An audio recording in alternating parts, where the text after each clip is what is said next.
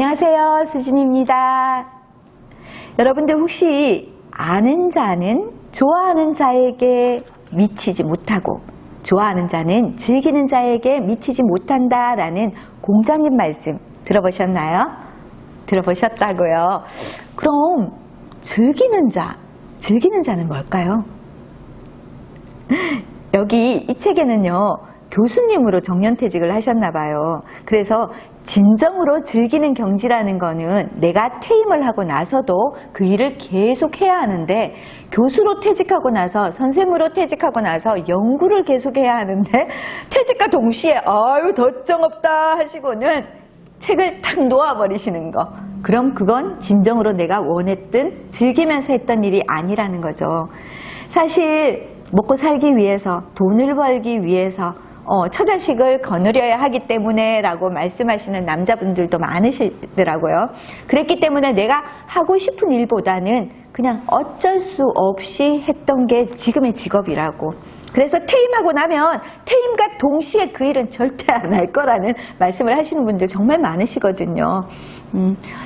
인생을 살면서 내가 정말 좋아하는 일로 제1의 인생도 살고, 그리고 은퇴 후에 제2의 인생도 살 수 있으면 정말 행복하겠죠. 하지만 제1의 인생을 살았는데 이거는 내 인생이 아니었어, 나는 다시 시작해서는 정말 오로지 나를 위한 인생을 살아보고 싶어 하시는 제2의 인생, 즐기는 인생을 준비하시는 분들이 계시다면 아마 즐긴다는 것 과연 무엇일까 다시 생각할 수 있는 기회가 될 것 같은데요. 그 기회 지금 책 속으로 한번 들어가 보시면서 진정한 즐김의 의미를 한번 생각해 보셨으면 좋겠습니다. 언젠가 일간지에 바이올리니스트 아이씨의 글이 실렸다. 고인이 된 유명 바이올리니스트 에토 도야시 씨와는 추억을 회상하는 내용이 있다. 아이씨는 에토 씨와 함께 했던 공연에서 감동 이상의 경험을 했다고 한다. 그는 그 순간을 이렇게 표현했다. 그토록 즐겁게 흥분한 상태에서 바흐를 연주한 것은 그때가 처음이에요. 그 순간 나는 음악을 가슴 깊은 곳에서부터 즐기고 있었어요. 에토 도야시 씨는 음악의 브리테니카라고 불리는 글로브 음악 사전에 등장할 정도로 세계적으로 인정받는 대연주가였다. 동시에 바이올린 연주에 있어서 공자가 말한 대로 최고의 경지, 즉 즐기는 경지에 도달한 사람이었다.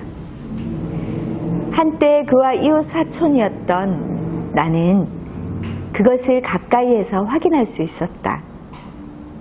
한 동네에서 살던 시절 에토시 부부는 종종 우리 집에 놀러 오곤 했다. 처음에는 차와 식사를 함께하고 대화를 나누는 정도였는데 언젠가부터 에토시는 그것이 조금 부족하다고 느꼈던 모양이다. 어느 날 갑자기 에토시 부부는 바이올린을 가져왔다.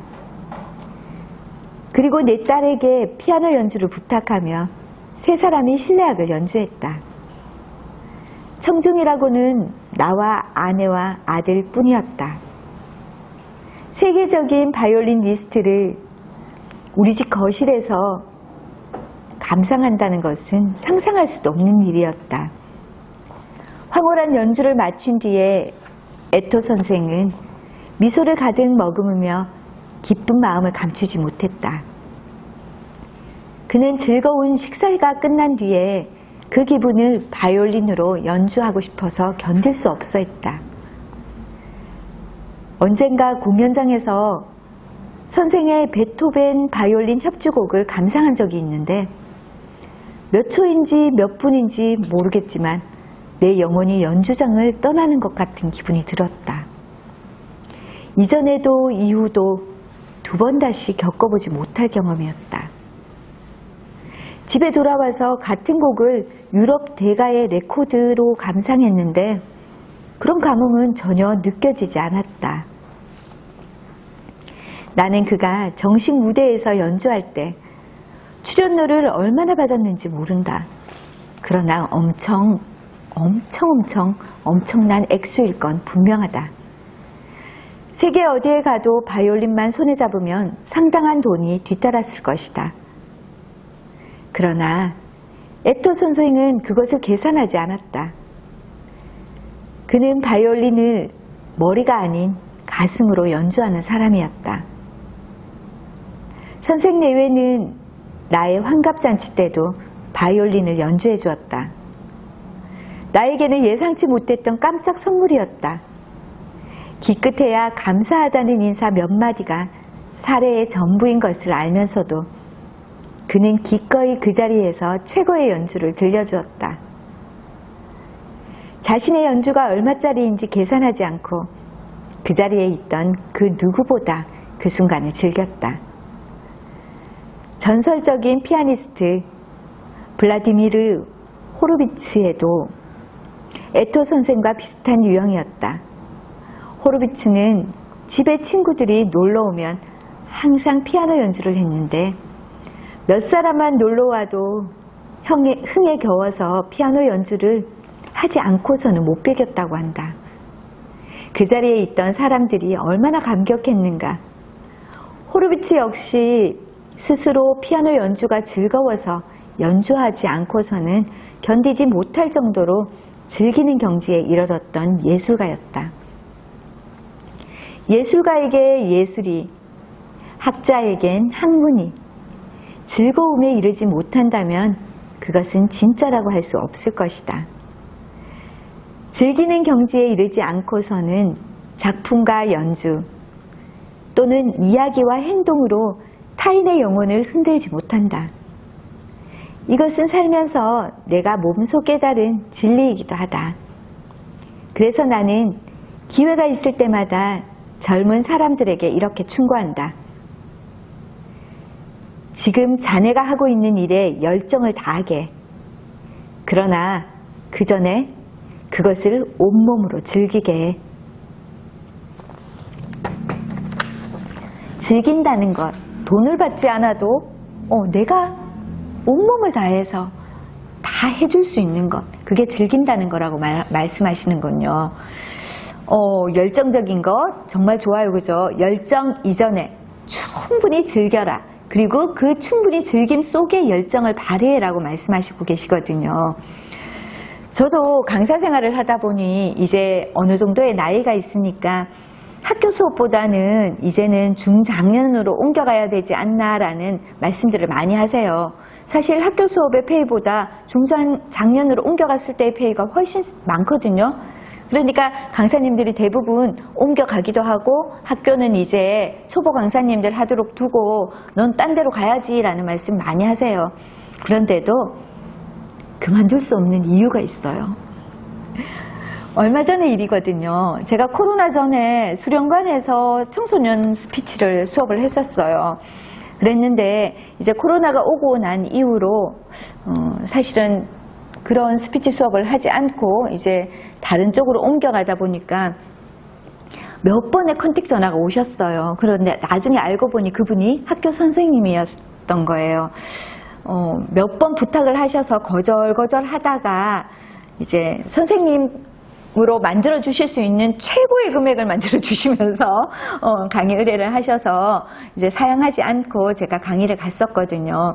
그랬는데 초등학교 4학년 친구들이었어요. 근데 대부분이 요즘은 학교에 수업을 가면 한 20명 정도만 있는 반인데 거기에는 30명이 넘는 아이들이 정말 빼곡하게 앉아 있더라고요. 그리고는 강의가 다 끝나고 어떤 한 친구가 손을 번쩍 들더니 선생님 질문이 있어요 이러는 거예요.